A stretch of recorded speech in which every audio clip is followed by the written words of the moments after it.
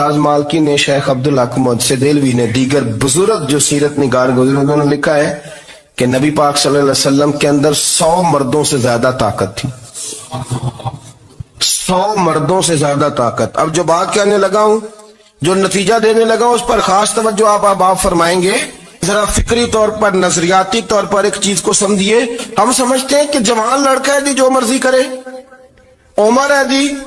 آپ ذرا بات پر غور کیجئے گا کہ حضور صلی اللہ علیہ وسلم میں طاقت 100 مردوں سے زیادہ ہے اور حیا کواری لڑکیوں سے بھی زیادہ ہے.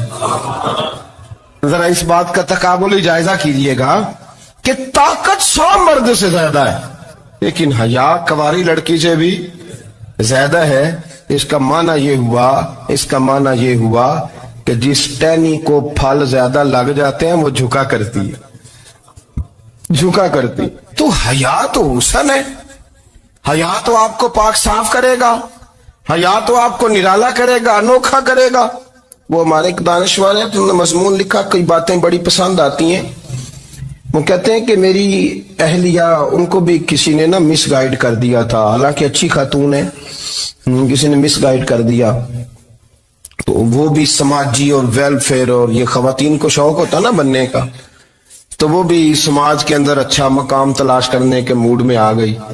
تو کہیں ایک دن جانا تھا تو بڑی بن سور کے میرے ساتھ وہ گاڑی میں بیٹھ گئی. تو میں گاڑی میں، عورتوں کو یہ بھی مسئلہ ہوتا ہے نا کہ ہماری تعریف کرو، تو کئی دفعہ بعد مردوں بیچاروں کو جھوٹ بولنا پڑتا ہے، تو زبردستی کراتی ہیں نا جی. تو اس میں گنجائش بھی دی ہے شریعت نے گنجائش دی ہے کہ کبھی بیوی کو راضی کرنے کے لیے خلاف واقعہ بات کرنی پڑے تو کر لینی چاہیے. تو وہ کراتی بھی ہیں. 3 موقع پر خلاف واقعہ بات کرنے کی اجازت ہے. واقعے کے خلاف بھی آپ بات کر سکتے ہیں. جنگ کے موقع پر 2 لوگوں کو صلح کرانے کے لیے اور بیوی کو راضی کرنے کے لیے کر لیں کوئی ایسی بات، بے شک اپنی طبیعت پہ جبر کر کے کر لیں، گنجائش ہے، اجازت ہے. تو وہ کہتے ہیں جب وہ گاڑی میں میرے ساتھ بیٹھی بن سور کے، وہ تقاضا کرنے لگی کہ میں نے بڑے اچھے کپڑے پہنے ہیں پر آپ نے توجہ نہیں کرائی. وہ سیانا بندہ تھا، وہ چاہ رہا تھا کہ میری خاتون سمجھ جائے.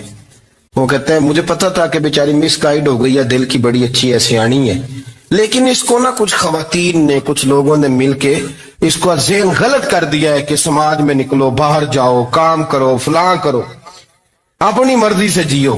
تو میرے ساتھ گاڑی میں بیٹھی کہیں جانے کے لیے، تو مجھ سے کہنے لگی کہ آپ نے میری طرف توجہ ہی نہیں کی، آپ نے کوئی ذکر ہی نہیں کیا کہ میں کیسی لگ رہی ہوں.